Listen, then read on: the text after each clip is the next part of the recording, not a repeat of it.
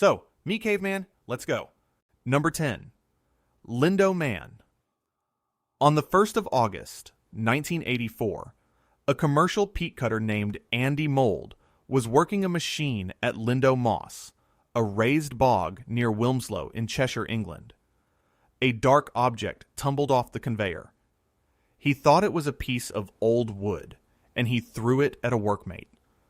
When the peat flaked away, it was a human foot, and then a human leg, and then the tanned brown skin of a man who had been dead for around 2,000 years.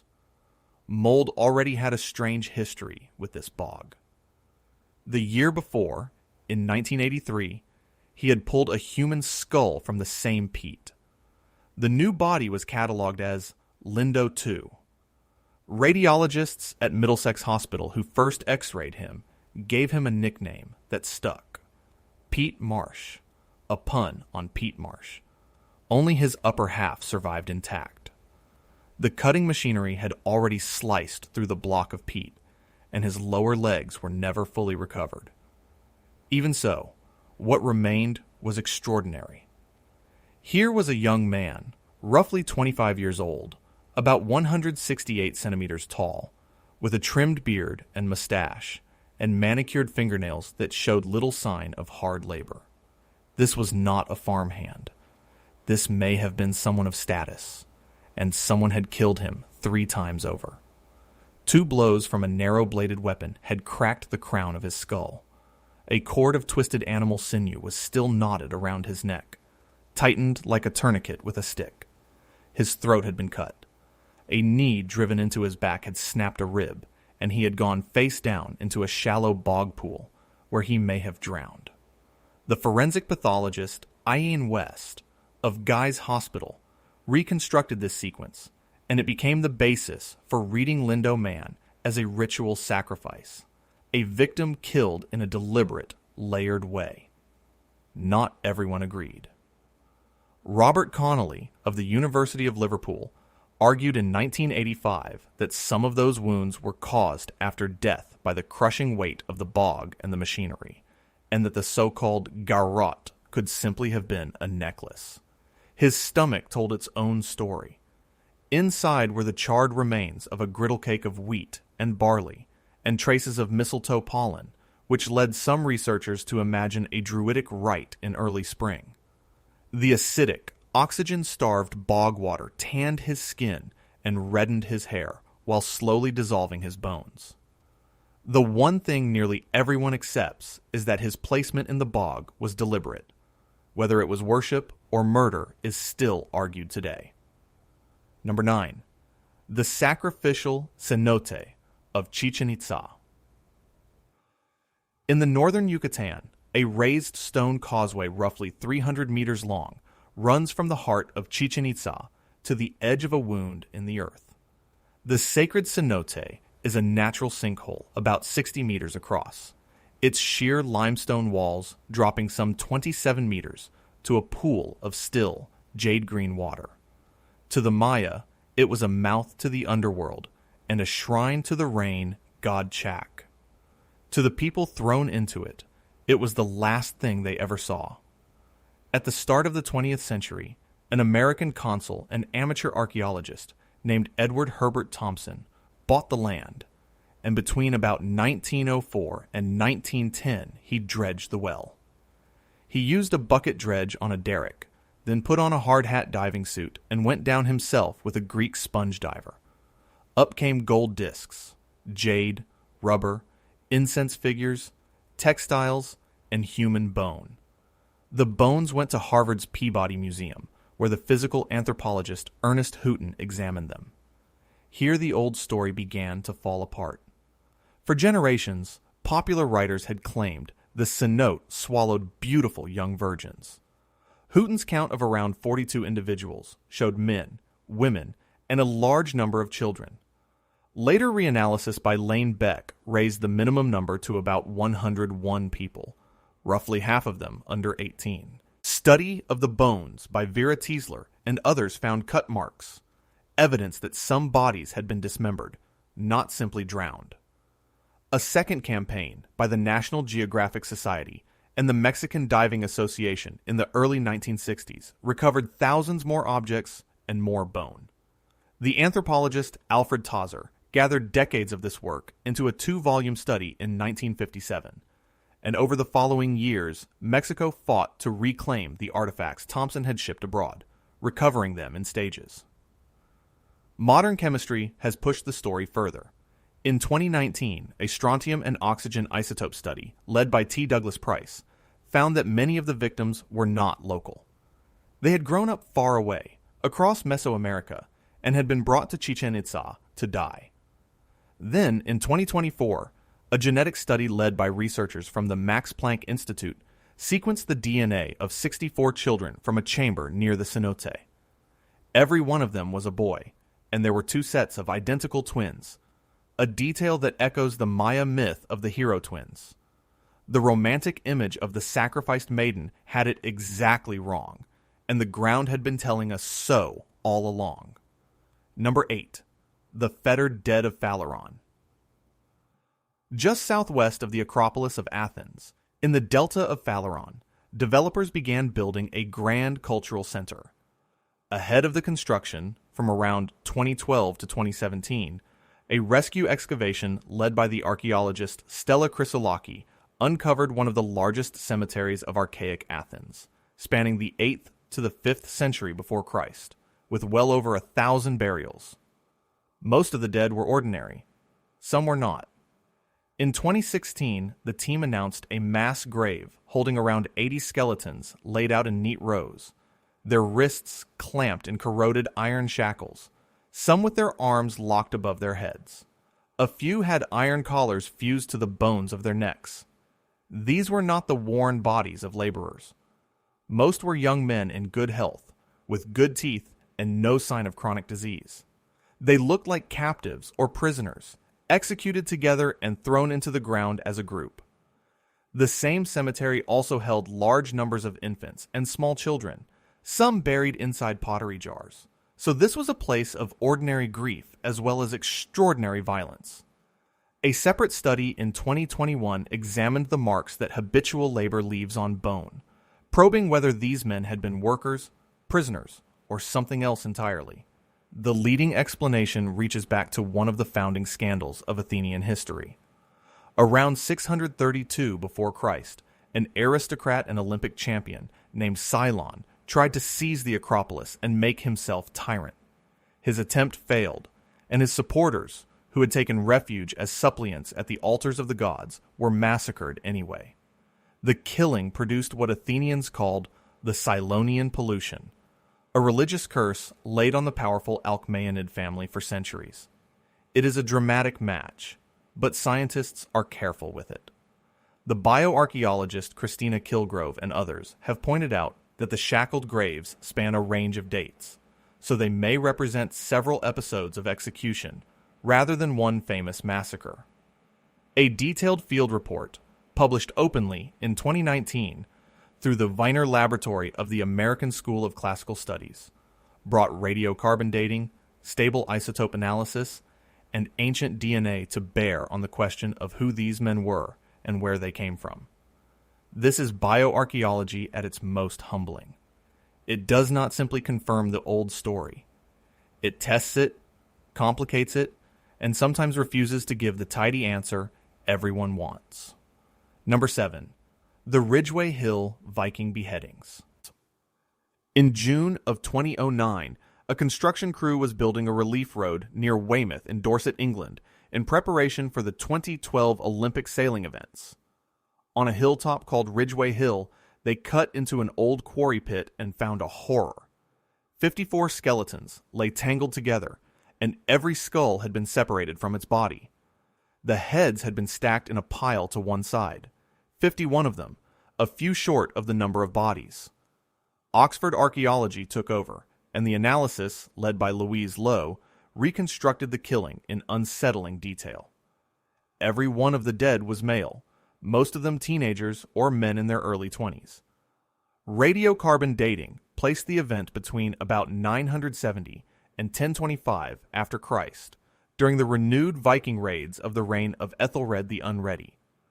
Strontium and oxygen isotopes locked into their tooth enamel showed that these men had grown up in cold northern climates, in Scandinavia and the wider Nordic world. These were Vikings, and they were a long way from home. The forensic story of the killing is the part that lingers. The cut marks show that the beheading blows came from the front, not the back, meaning the victims may have faced their executioners. Many heads took several clumsy strokes to remove, cutting into jaws and shoulders, the work of unpracticed hands. Some men had defensive wounds on their arms, so they were not all bound and still. Their bodies were naked, stripped before death, and no grave goods were buried with them. One man had deliberately filed grooves into his front teeth, a rare body modification found on some Scandinavian warriors. The prevailing reading is that a captured Viking raiding party was executed all at once by local Anglo-Saxons and dumped without ceremony on a boundary hilltop, where such execution sites often stood as a warning. Some have tried to link the grave to the St. Brice's Day massacre, King Ethelred's order in 1002 to kill the Danes in England, though that connection remains unproven. The grave is often mentioned alongside another mass burial found at St. John's College in Oxford, also linked to the violence of that era, the two together forming the grim archaeology of England's reprisals against the Danes. What is certain is that this was punishment turned into spectacle, and it was designed to be seen. Number 6. The Skull Cult of Göbekli Tepe. On a limestone ridge in southeastern Turkey stands the oldest monumental architecture on Earth. Göbekli Tepe, excavated from 1995 by Klaus Schmidt of the German Archaeological Institute, is a place of enormous T-shaped pillars, some over 5 meters tall and weighing more than 10 tons, carved with foxes, snakes, and vultures. Its monumental phase dates to between roughly 9,600 and 8,000 years. Before Christ, older than pottery, older than the wheel, older than farming itself. Hunter-gatherers built it, and among its bones, researchers found something that reframed how we think about the very first temples. In 2017, a study in the journal Science Advances, led by Julia Gresky, described 3 human skulls from the site that had been deliberately altered. Using flint tools, someone had carved deep grooves running front to back along the top of each skull. On the best preserved example, a hole had been drilled through the bone.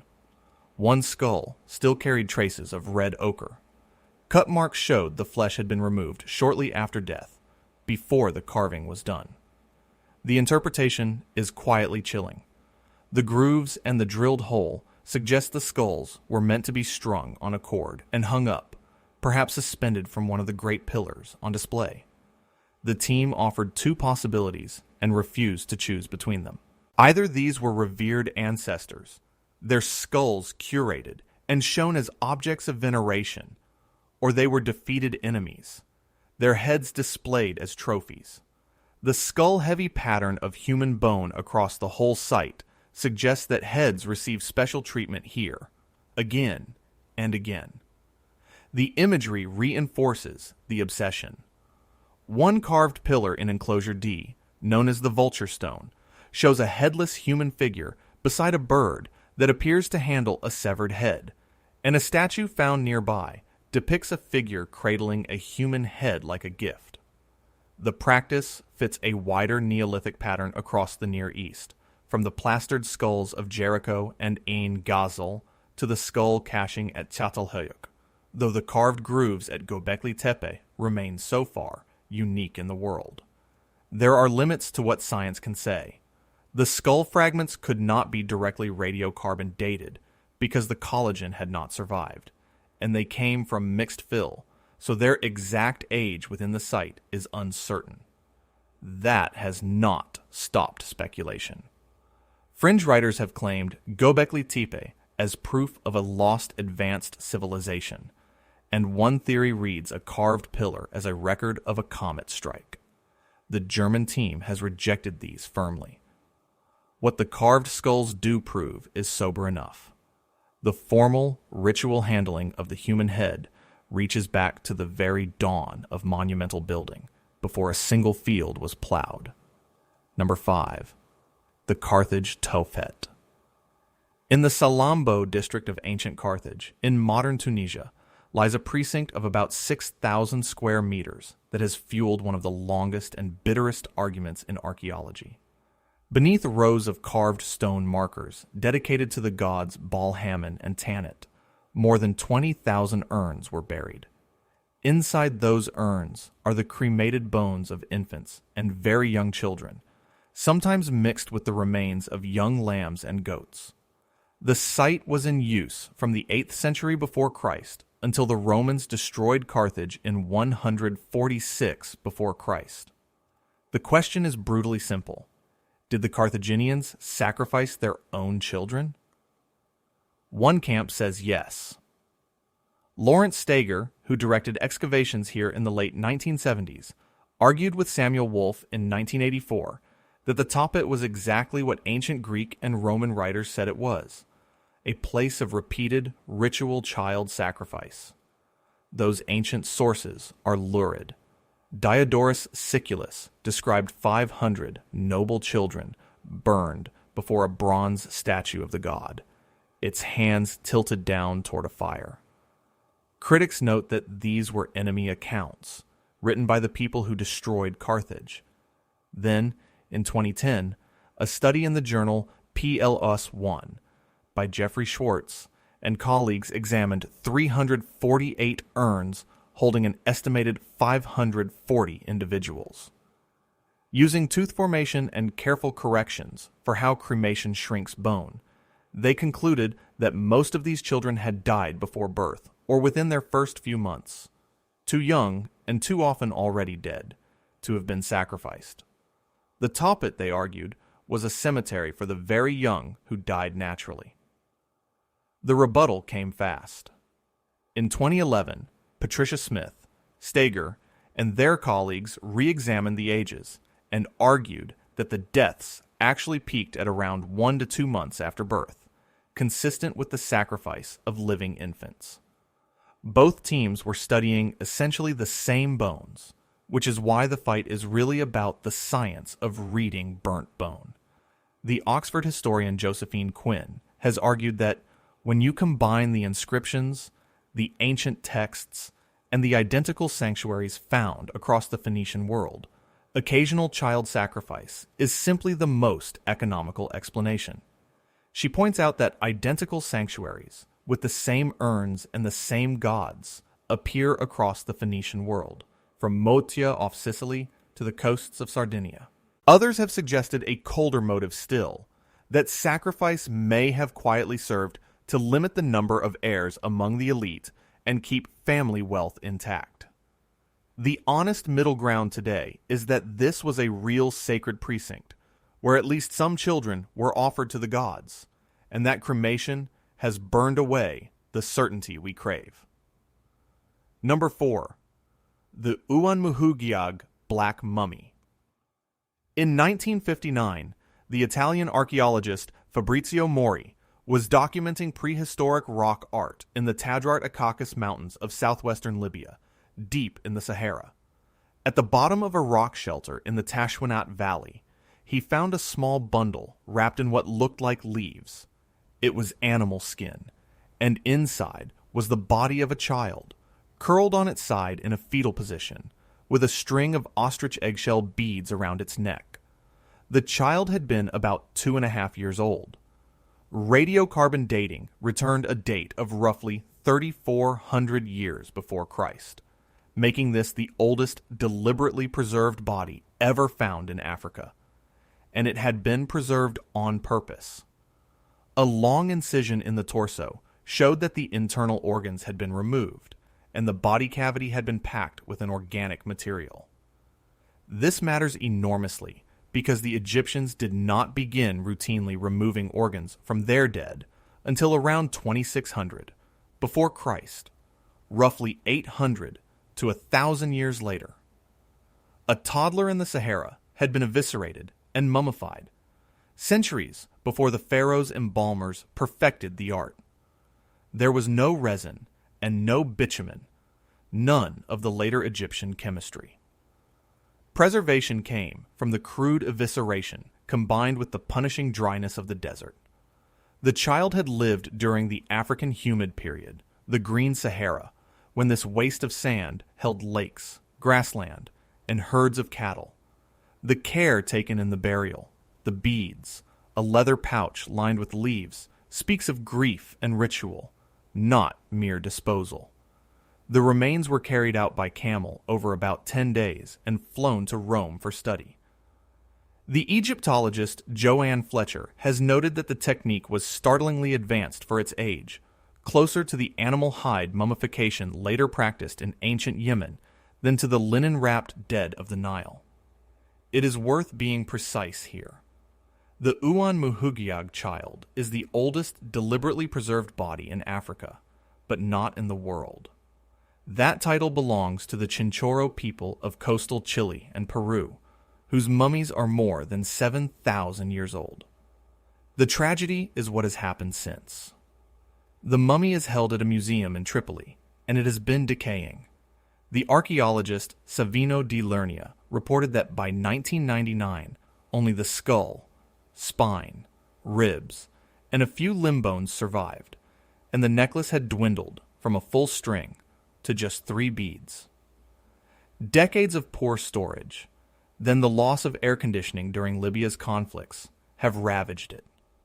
Di Lernia has proposed a rescue, arguing that ancient DNA from as little as half a tooth could rewrite the population history of the Sahara. The oldest mummy in Africa is racing its own disappearance. Number 3. The Taung Child. In 1924, blocks of fossil-bearing rock arrived at the desk of the anatomist Raymond Dart at the University of the Witwatersrand in South Africa. They came from a lime quarry near the town of Taung. Inside one block, Dart freed the face, jaw, and a natural cast of the brain of a small child. On the 7th of February, 1925, he announced it in the journal Nature and named a new species, Australopithecus africanus, the southern ape of Africa. The Taung Child became the founding specimen of the human family in Africa. The child had died at around 3 or 4 years old. Its brain, at roughly 400 to 440 cubic centimeters, was larger than a young ape's, and the hole where the spine met the skull sat forward, suggesting a creature that walked upright. The scientific establishment in Europe rejected it, blinded partly by the fraudulent Piltdown skull, which pointed to a big-brained European ancestor. Figures like Arthur Keith dismissed Taung as just a juvenile ape. Only later, when Robert Broom found adult specimens at Sterkfontein and Kromdraai, was Dart vindicated. Dart went further still, proposing that these ancestors had wielded bones, teeth, and horns as weapons, a violent culture he called osteodonto-keratic. The paleontologist C.K. Brain later demolished the idea, showing that the bone heaps at sites like Makapansgat were the leftovers of leopards and hyenas, not the arsenals of killer apes. Our ancestors had not been butchering with bone tools. They had been eaten. But there was a second mystery. How did the child die? Dart himself imagined our ancestors as violent hunters, an idea that seeped into popular culture as the killer ape. The reality was the reverse. In 1995, Lee Berger and Ron Clark proposed that the Taung Child had been killed by a bird. The other animal bones found with it resembled the prey, piles left beneath the nests of large African eagles. In 2006, Berger reported the smoking gun, puncture marks and gouges in the floors of the child's eye sockets, matching the damage that crowned eagles inflict on monkeys they seize and tear apart. This is a horror measured in millions of years. A crowned eagle, capable of carrying off a primate weighing around 10 kilograms, had snatched a hominin child, killed it, and eaten it on a perch. The image inverts everything Dart imagined. Our ancestors were not the fearless hunters at the top of the food chain. They were prey, watching the sky. Later CT studies have gone on to test claims about how human-like the child's brain really was, and the debates continue. A study from the University of Texas at Austin in 2017 went on to confirm that a forward-shifted opening at the base of the skull really does track upright walking across mammals, quietly vindicating Dart's original reasoning a second time. But it is the eagle that has come to stand for a deep and humbling truth about where we came from. Number 2. The Vampire of Lugnano. In the summer of 2018, a team excavating a Roman-era child cemetery in Umbria in central Italy uncovered a burial that stopped them cold. The site, at an abandoned villa called Poggio Gramignano, was known as La Necropoli dei Bambini, the cemetery of the babies, because it seemed to hold only infants and toddlers. This burial was different. It held a child of about 10 years old, the oldest ever found there, and a stone had been deliberately forced into the child's mouth. The excavation was led by David Soren of the University of Arizona, who has worked at the site since 1987. His reaction was blunt. He called it extremely eerie and weird, and locals began calling it the Vampire of Lugnano. The jaw had been wedged open in a way that would not happen naturally as a body decomposed on its side, and tooth impressions were found in the concretion on the stone. This was an anti-revenant burial, a rite meant to stop the dead from rising out of the grave. The reason for that fear was written into the ground around it. The cemetery dates to around 450 after Christ, and it was created during a devastating outbreak of malaria. Ancient DNA of Plasmodium falciparum, the deadliest malaria parasite, has been recovered from the site. The dead here were the epidemic's victims, mostly the very young, and the living were terrified. The child with the stone in its mouth had an abscessed tooth, consistent with the ravages of chronic malaria. The dig was a collaboration between the University of Arizona, Stanford, and Italian archaeologists, with David Pickle directing the excavation and the bioarchaeologist Jordan Wilson analyzing the skeleton. The malaria itself had been confirmed years earlier when Soren's team recovered evidence of the parasite at the site, in one of the first such findings anywhere in the Roman world. Earlier digs at the same cemetery had turned up objects of magic, raven talons, toad bones, bronze cauldrons filled with ash, and the bones of sacrificed puppies. A 3-year-old girl had been buried with stones weighing down her hands and feet, another way of pinning the dead in place. Scholars are careful to note that vampire burial is a modern, sensational label. What the archaeology actually records is an ancient community using protective magic as a kind of disease control, treating a plague they could not understand as a supernatural force that the dead themselves might carry back among the living. Comparable burials exist elsewhere. A woman in Venice with a brick in her mouth, a man in England buried with a stone where his tongue had been. But few are as haunting as a 10-year-old, killed by a fever, and feared even in death. Number 1. Lady Di. In 1968, workers digging an air raid shelter near Changsha, in Hunan Province, China, broke into the past. What they had found was the Muhuggiag tomb complex, and the systematic excavation in 1971 and 1972, assisted by around 1,500 local high school students, would produce the single most unsettling corpse ever recovered from the ancient world. Her name was Xin Zhui, known as Lady Di, the wife of a Western Han nobleman. She had lived and died more than 2,000 years ago, around 168 before Christ. She lay inside the innermost of 4 nested lacquer coffins, sealed within a chamber packed with charcoal and white clay that made it airtight. And she had not decayed. Her skin was still soft and moist to the touch, her limbs still bent at the joints. Her hair and eyelashes were intact, her fingerprints sharp, and type A blood could still be identified in her vessels. She was wrapped in around 20 layers of silk and floating in roughly 80 liters of a faintly acidic reddish liquid. No embalming agent has ever been identified as the cause, She is the best preserved body of her kind on Earth. On the 14th of December, 1972, surgeons from the Hunan Provincial Medical Institute performed an autopsy, as if on a patient newly dead. What they found was a full medical history 2,000 years old.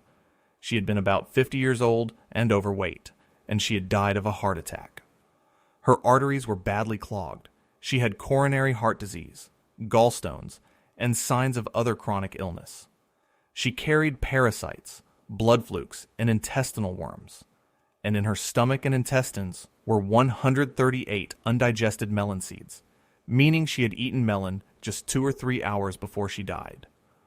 Rarely has science been able to read a single human life in such intimate, unbearable detail.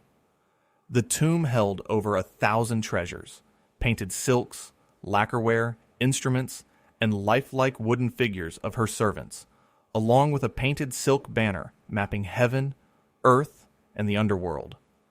A neighboring tomb at the same site, thought to belong to her son, held a library of manuscripts written on silk, including some of the oldest known versions of the Dao De Jing and one of the earliest star catalogs ever found. Decades later, forensic experts even built a wax reconstruction of Lady Di's face, as she might have looked at 30. But it is the body that unsettles. The people who first handled her reportedly developed a rash on their hands that lasted for months, as if she were still chemically alive. Unlike the Egyptians, who dried and eviscerated their dead on purpose, Lady Di was preserved by accident, by a sealed environment and a strange fluid that science still cannot fully reproduce. She refused to behave like the dead, and that is precisely why she haunts every researcher who has ever stood over her. Look across these 10 discoveries, and a single thread runs through all of them. Not one of these dead was simply left where they fell. Everyone was deliberately handled. Lindow Man was killed in a careful, layered ritual and sunk in a bog. The Cenote victims were carried to a sacred well and thrown in. The Phaleron dead were shackled and arranged in rows. The Ridgeway Vikings were beheaded and their skulls stacked. The Göbekli skulls were carved and hung. The Carthage infants were cremated and buried beneath the gods.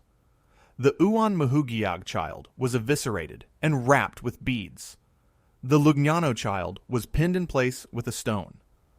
The second pattern is fear. Again and again. These are the traces of people afraid of the dead, or trying to control them, or trying to bargain with something larger through them. And the third pattern is the hardest to sit with. Children appear over and over, in the well, in the Tophet, in the Sahara, at Taung, in the Italian cemetery. Researchers who spend their careers with these remains speak of a particular weight that comes with the smallest skeletons, the ones with bead necklaces and milk teeth. The horror is not that these societies were monstrous. It is that they were recognizably human, doing recognizably human things with grief and fear and belief. The title of this video is not an exaggeration. These discoveries genuinely mark the people who make them. A forensic pathologist stood over Lindow Man and worked his injuries like a modern murder, and the case file never truly closed. The anatomists who examined Lady Di were trained to expect brittle bone and dust, and instead they pressed soft, yielding skin 2,000 years old, an experience many described as deeply disturbing. The Carthage teams carry a different burden, the moral weight of an argument about whether an entire civilization killed its children, an argument that turns on the microscopic structure of burnt infant bone. The archaeologists at Muhuggiag found not a specimen, but a toddler with a necklace, and then watched that toddler crumble in a failing museum. And Lee Berger's eagle rewrote the childhood of our species into something small and frightened. These are not abstractions. They are strangers whose last moments have been reconstructed in forensic detail, and once seen, they are difficult to unsee. There is a reason museums debate so carefully how to display these remains. Behind every catalog number is a person who died in fear, or in agony, or far too young, and the scientists who recover them carry that knowledge home.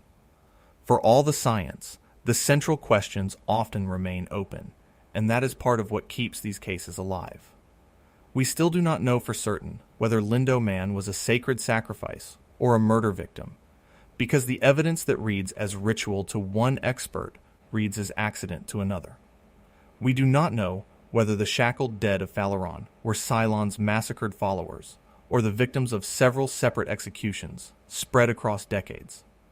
We do not know whether the carved skulls of Göbekli Tepe were beloved ancestors or defeated enemies, and because the collagen is gone, we may never precisely date them. We do not know, and may never prove, exactly how many of the Carthage infants were sacrificed, and how many simply died. And despite half a century of study, we still cannot fully explain how Lady Di's soft tissue survived, or reproduced the conditions that preserved her. Each of these gaps is an invitation, a reason to go back to the bones with a sharper question. That uncertainty is not a failure of the science. It is the honest edge of it, the place where the evidence runs out and interpretation begins. What makes this field extraordinary is that the dead keep giving up new answers, because the tools keep changing. Strontium and oxygen isotopes locked in tooth enamel now act like a chemical passport, and they are how we learned that the Cenote victims came from across Mesoamerica, and that the Ridgeway men grew up in the cold north. Ancient DNA has rewritten whole chapters, revealing that 64 sacrificed children near the Cenote were all boys, including twins, and confirming the malaria that terrified the community at Lugnano. CT scanning has let researchers look inside the Taung Child's fossil brain without touching it, retesting century-old claims. Tooth histology has become the referee in the Carthage debate, and a new urgency drives the effort to sample the Muhuggiag mummy before it is lost entirely. Every one of these methods means that a body excavated decades ago is never truly finished. A skeleton studied in 1925 can be reopened, chemically and genetically, and made to speak again in ways its discoverers could never have imagined. It also means the horror is never quite settled. Each new technique can overturn a verdict that stood for a generation, turning a murder back into a sacrifice, or a local victim into a stranger carried from far away. In the end, these horrors endure for a reason that is almost tender. They survived because someone, long ago, took deliberate care with a human body. A garrote and a burial. A stone in the mouth and a roof of tiles. A carved skull and a cord to hang it. An eviscerated toddler and a string of ostrich beads. Over and over, the cruelty and the care turn out to be the same act. A binding is also a burial. A sacrifice is also a rite of grief. That is what unsettles the scientists, and what should unsettle us. These strangers, separated from us by continents and millennia, feared death the way we fear it, and tried to manage it with the tools they had: ritual, magic, iron, fire, and belief. Every generation invents new instruments, isotopes, and DNA and scanners, and reopens the graves, and changes the verdict. The ground seals its secrets longest in bog and clay and desert and sealed stone, but it does not keep them forever. And when the dead finally speak, what they tell us most clearly is how much of our own fear still looks back at us from their faces.